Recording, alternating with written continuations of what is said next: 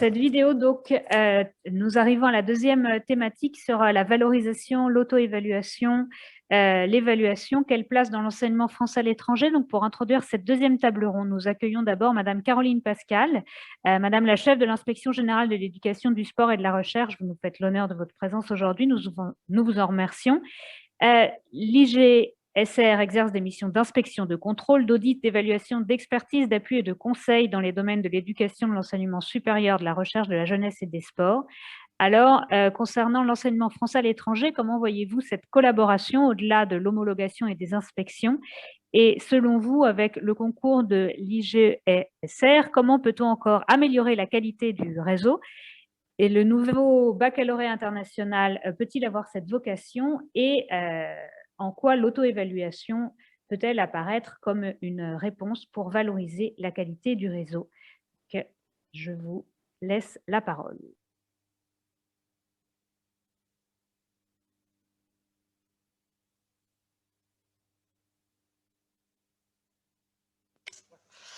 Bonjour, merci beaucoup de cette introduction. Je dirais que l'IGSR a une double fonction hein, depuis toujours par rapport à l'EFE, mais pas seulement, aussi par rapport à notre réseau national, bien entendu, qui est à la fois d'assurer la qualité de l'enseignement pour les familles et pour les élèves. C'est son premier objectif, dans lequel des activités ou des missions de l'IGSR qui sont très connues, que vous avez citées, hein, celle de la participation à l'homologation ou celle de la participation aux inspections des personnels participent. L'autre sujet est un sujet qui prend de plus en plus d'ampleur et qui, à mon avis, ne peut que devenir extrêmement fertile, c'est celui d'assurer la continuité entre le réseau national et le réseau de l'enseignement français à l'étranger, et de cette manière de constituer une forme d'identité nécessaire, réclamée par les familles, voulue par les élèves qui rejoignent le réseau français à l'étranger, de l'enseignement français à l'étranger, et qui est aussi au cœur des politiques de l'IGSR. Cette politique, elle se traduit par une attention constante et équivalente entre ce qui se fait dans le réseau de l'enseignement français à l'étranger et ce qui se fait sur le réseau national. Par exemple, par l'introduction dans nos missions du programme de travail annuel d'un regard sur ce qui se fait aussi dans les établissements à l'étranger. Cette attention constante et équivalente, elle répond d'abord à des demandes de nos opérateurs, que ce soit des audits de zone ou que ce soit des audits d'établissement. Nous répondons avant tout aux sollicitations, aux besoins qui sont ceux de nos opérateurs. Évidemment, les audits de zone comme d'établissement ont été un peu freinés par la pandémie depuis un an, mais néanmoins, se sont faits pour certains à distance et nous retrouvons la possibilité de nous rendre dans les établissements. En ce moment, nous avons une mission à la fois en Éthiopie pour un opérateur et en Espagne pour un autre. Donc, ces visites d'établissement reprennent. L'autre point sur lequel je voudrais insister, c'est sur la nécessité d'échanges extrêmement fournis et que nous mettons en place. À la fois, le ministère lui-même, par une politique de formation et de mobilité plus partagée entre le réseau d'une part et le territoire national, mais aussi par la volonté d'aller regarder ce qui se fait, et c'est une des forces de l'inspection générale, hein, d'aller regarder ce qui se fait dans le réseau, éventuellement transférable ou en tout cas assimilable, si je puis dire, dans notre système. Un rapport qui date maintenant de 2017 ou 2018 sur l'enseignement des langues avait ainsi permis de réfléchir sur notre politique d'enseignement des langues sur le territoire.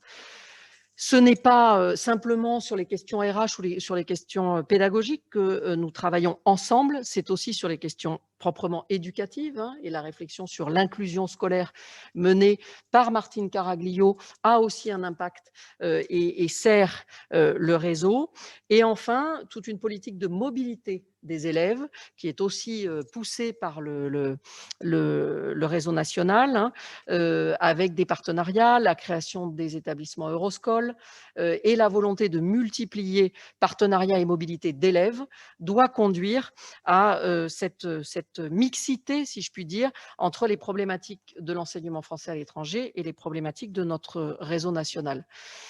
Un exemple typique de cette politique d'échange, mais aussi qui doit conduire à une valorisation de notre système français, est celui de l'évolution, si je puis dire, de l'OIB, option internationale du baccalauréat, en BFI, bac français international. Cette évolution que nous sommes en train de construire, qui touchera des élèves entrant en première en 2022 et une première cohorte de bacheliers en 2024, s'est construite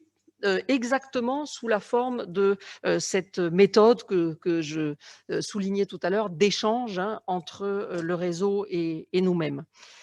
Elle s'inscrit dans une demande ministérielle, une demande du ministre, double, à la fois celle d'adapter l'OIB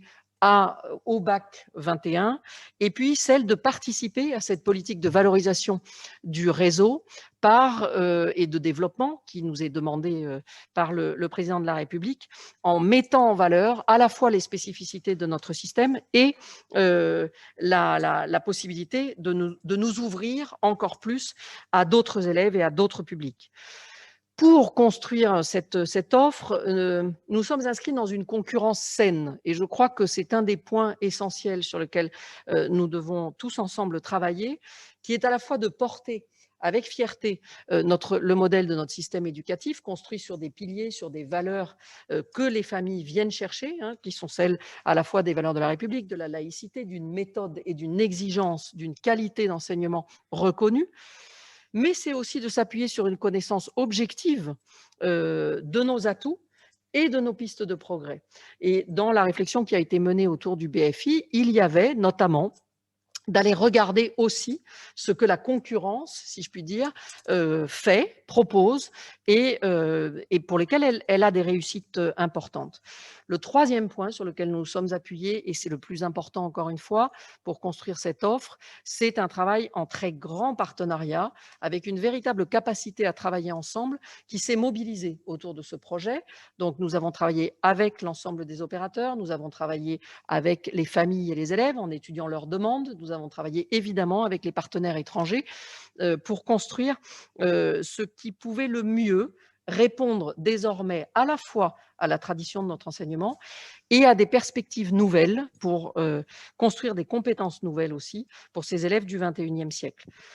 Tout ça conduit finalement à une forme d'adhésion autour de ce projet qui est presque dans sa phase de conclusion,